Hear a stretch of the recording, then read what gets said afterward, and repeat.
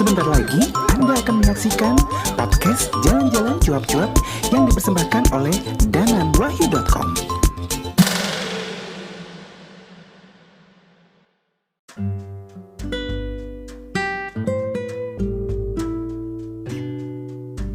Warahmatullahi wabarakatuh. Ketemu lagi nih dengan saya Danan di podcast Jalan-Jalan Cuap-Cuap. Dan sebetulnya sih podcast ini itu awalnya ngomongin segala sesuatu yang berhubungan dengan traveling ya. Tapi karena pandemi aku gak pernah jalan-jalan, ya udahlah ya kita ngomongin tentang kehidupan aja. Bukankah kehidupan adalah sebuah traveling juga gitu. Apalagi di saat pandemi seperti sekarang ini guys, banyak benar kejadian yang benar-benar aku bilang tuh kayak sebuah perjalanan gitu. Kita nggak tahu ujungnya di mana. Kita ngalamin yang namanya up and down gitu ya, naik turun gitu, seperti mendaki. Dan kita juga ngalamin yang namanya terjatuh gitu ya. Ya banyak lah sebenarnya. Tapi aku nggak mau cerita yang sedih-sedih gitu. Aku mau cerita yang membangkitkan semangat gitu. Jadi sebenarnya kalau mau diomongin, banyak juga kok hikmahnya pandemi ini gitu. Aku ngerasa sih lebih banyak waktu buat belajar gitu dan lebih banyak waktu untuk melakukan banyak hal. Memang sih kelihatannya di rumah gitu tidak melakukan apa-apa. Tapi sebenarnya untuk kita nih yang mungkin memiliki jiwa-jiwa kreatif gitu ya, banyak kok sebenarnya. Ikut webinar, kemudian juga ikut kelas-kelas online, atau juga melakukan pekerjaan sampingan nih. Kayak aku sebenarnya tahun kemarin sih memang aku tidak berniat untuk traveling karena aku ikut satu kelas Apple Developer gitu, yaitu sebuah kelas nirlaba untuk menciptakan developer kelas dunia. Bukan developer bikin bangunan ya, tapi ini bikin aplikasi gitu. Dan bersyukurnya sih pandemi gitu, jadi lebih bisa fokus aja gitu. Nah, ada satu pengalaman nih sebenarnya yang luar biasa. Ini bisa dibilang aku tuh hoki banget gitu. Jadi aku berkesempatan untuk belajar membuat skenario film gitu. Dan ini kayak menginspirasi juga karena bersama dengan anak-anak muda gitu ya. Jadi kita tetap nih berjuang dan kreatif di tengah pandemi.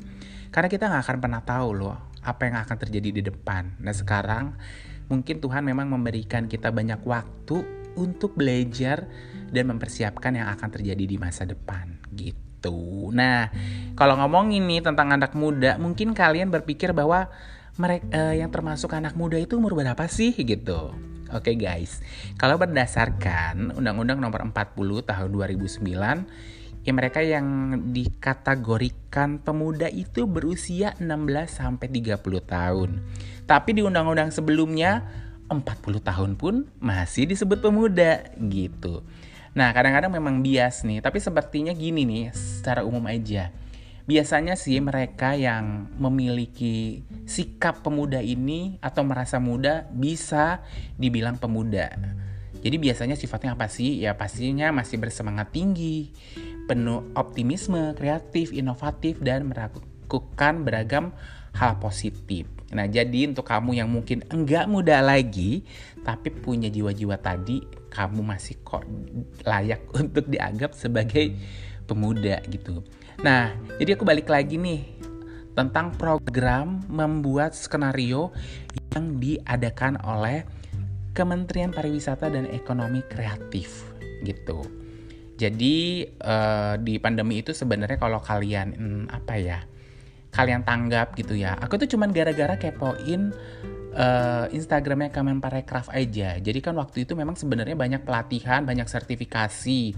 Salah satunya adalah pelatihan podcast, ada juga dari Kemenparekraf gitu. Kemudian juga ada sertifikasi bagi sutradara, bagi penulis skenario, juga fotografer. Pokoknya insan-insan kreatif itu banyak banget dibikin sertifikasi gitu. Karena memang ini akan yang ketika kita memiliki sertifikat gitu ya, untuk profesi tertentu akan ada nilai lebihnya atau value-nya. Nah, ceritanya aku kepo nih. Ada pelatihan atau workshop untuk membuat skenario film. Namanya adalah Scene Masterclass, yaitu pengembangan film, TV, dan OTT. Nah, salah satu tujuan dari acara ini adalah untuk memunculkan talenta baru tanah air dalam menulis skenario televisi dan film gitu. Karena apa?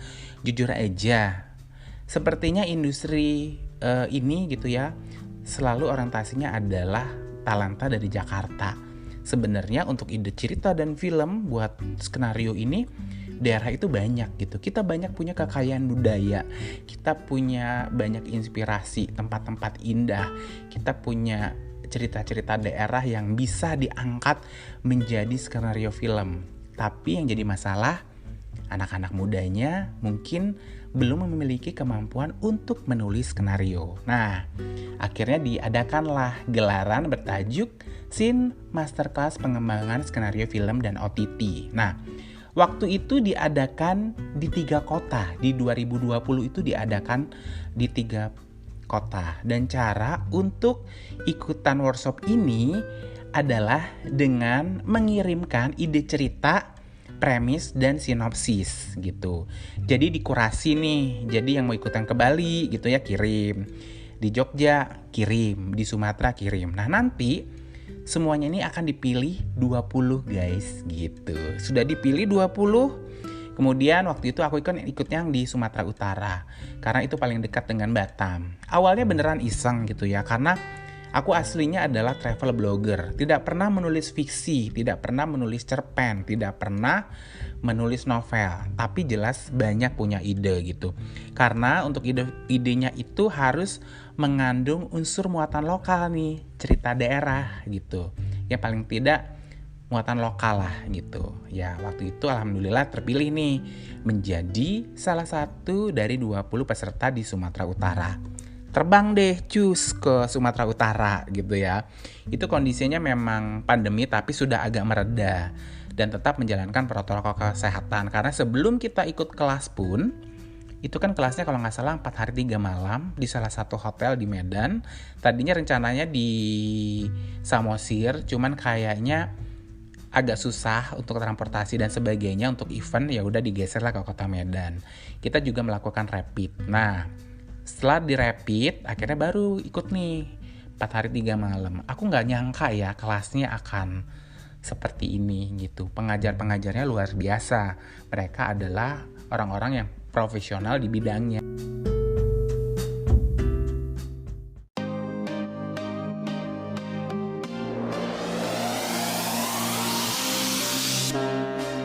Kamu punya hobi traveling, tapi nggak bisa kemana-mana gara-gara pandemi. Ya udah, dengerin aja kisah perjalanan di podcast Jalan-Jalan Cuap-Cuap. Di sini juga ada tips seputar traveling. Penasaran? Langsung aja ya, dengerin podcast Jalan-Jalan Cuap-Cuap. Podcast Jalan-Jalan Cuap-Cuap dipersembahkan oleh denganwahyu.com.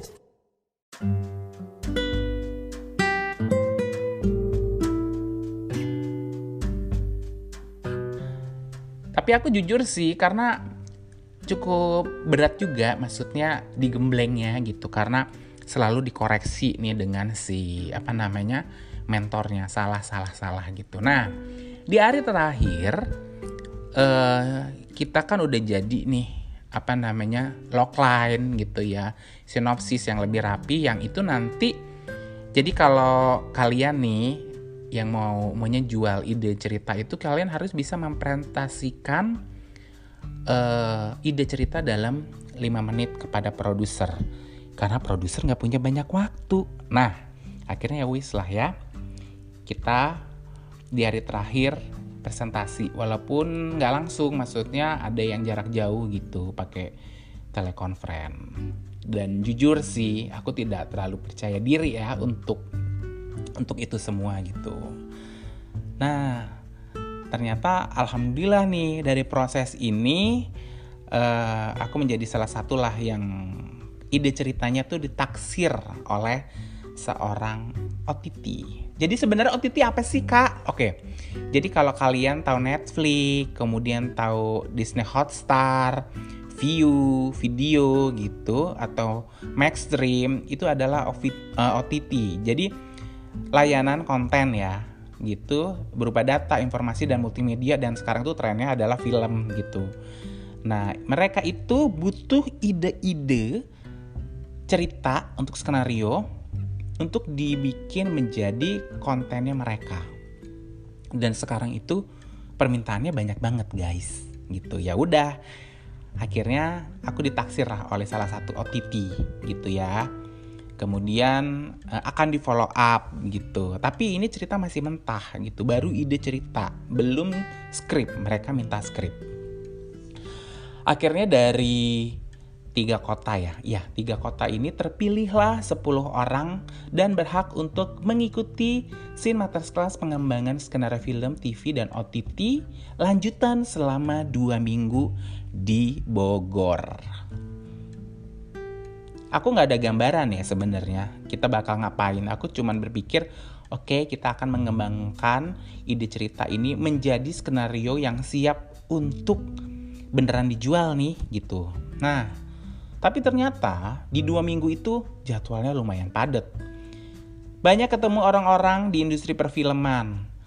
Orang-orang gak cuman artis, aktor, penulis, sutradara, tapi juga mereka yang di industri udah lama. Dan mereka jadi mentornya kita. Kayak Ibu Christian Hakim, Bapak Slamet Raharjo, Ibu Nini Al-Karim, kemudian juga beberapa penulis skenario muda yang memberikan insight ke kita gitu. Dan di situ juga kita nggak cuma diajarin tentang bagaimana membuat sebuah skenario, tapi juga dibekali ilmu haki, bagaimana kita mempertahankan ide cerita atau hak atau karya intelektual, karena ternyata dari ide cerita film skenario ini bisa dikembangkan menjadi games gitu. Nah, yang serunya nih, jadi di hari terakhir kita dibuatin acara untuk pitching di depan produser. Jadi waktu itu kan acaranya di Bogor, terus hari terakhir kita pindah ke Hotel Mulia.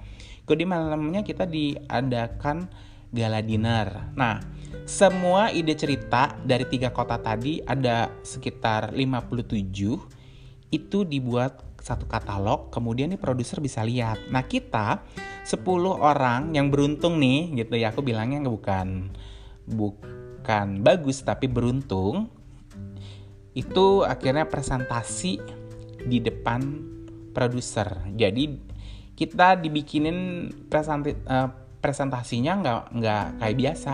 Kita dibikinin bumper dari ide cerita kita, kemudian kita melakukan monolog gitu.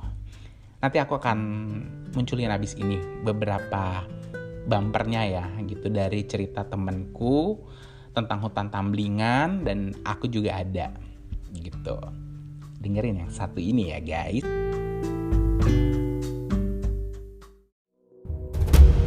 Niwayan Sunde meminta Niluh Chandri untuk menyentuh sebuah batu besar yang dipenuhi dengan lumut.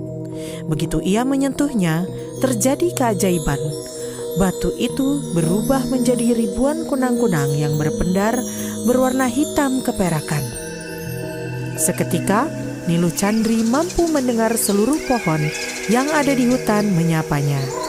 Seluruh hewan yang ada di hutan bermunculan pula menghampiri, mengucapkan selamat datang. Terakhir, seekor harimau Tamblingan yang sudah punah mendatanginya, menyapanya dan memperkenalkan diri sebagai Mahabala, sang penjaga wahana dan dunia Tonya, dunia yang tersembunyi di balik hutan Tamblingan. Mahabala meminta Niluh Chandri untuk berjanji agar menjaga kerahasiaan batu itu dari manusia yang penuh dengan keserakahan. Namun, setelah Niluh Chandri mengucapkan sumpah, ia pun menjadi bisu.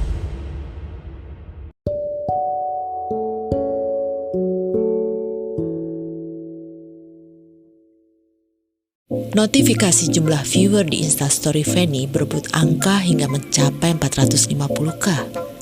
Ada binar gembira di matanya menyambut keberhasilan kisah untuk para followernya. Hingga dia tiba di depan pintu apartemennya, kantong belanjaan berisi durian yang semula mengayun gembira, kini kaku dingin. Seperti robot, Fanny menyambut sapaan ibu dan tantenya yang membawanya untuk patuh duduk bersama di sofa. Bersama-sama teriak gembira, bersama-sama mengeluh kecewa ketika tebakan salah. program Master Quiz di TV menjalin kebersamaan yang berusaha dibuat hangat oleh ibu dan tantenya. Fanny berusaha gembira, tetapi matanya selalu terarah ke jendela apartemennya. Binar kehidupan itu kembali memancar di mata Fanny. Bergegas Fanny ke jendela, langsung menyapa sosok yang selalu dinantikan. Hasan, pemuda tampan, cool dan penuh gairah kehidupan, kini menyapanya di luar apartemen, mengingatkan janji pertemuan mereka. Fanny langsung menyambut Hasan seperti menyambut kehidupan.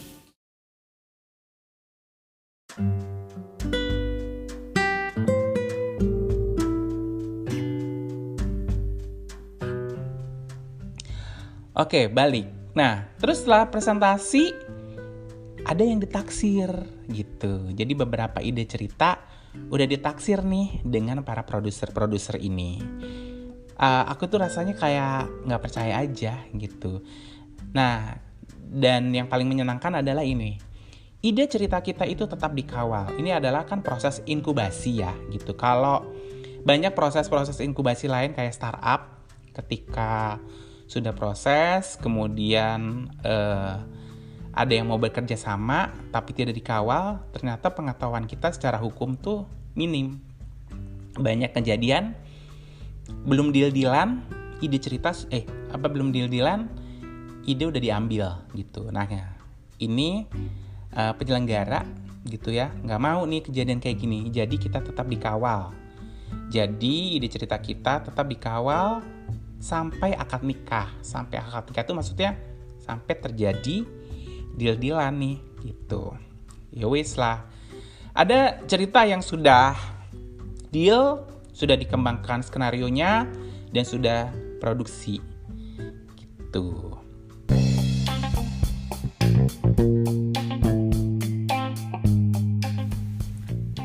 Kamu hobi cuap-cuap atau pengen banget jadi yang namanya penyiar? Kenapa nggak kamu cobain aplikasi Anchor.fm? Karena di sini kamu tuh nggak cuma bisa cuap-cuap aja, tapi kamu bisa merekam suara kamu, terus dikasih backsound, terus dipublish dan orang itu bisa ngedengerin. Dan serunya lagi, nggak cuma mereka yang menggunakan aplikasi ini yang bisa mendengarkan, tapi juga mereka yang menggunakan platform lain. Pokoknya podcast tuh bisa dengerin, kayak Apple Podcast, Google Podcast, Spotify. Ayo dicoba ya.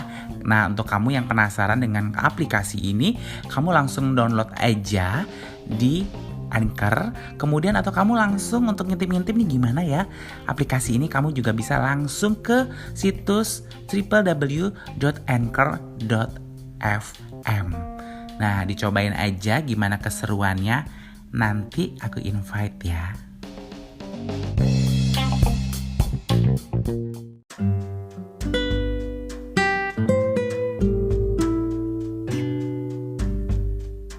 Sebenarnya nggak banyak loh yang tahu program seru ini gitu. Aku yang bukan siapa-siapa akhirnya belajar membuat skenario, dan skenario ini dalam tanda kutip sudah bisa dijual gitu.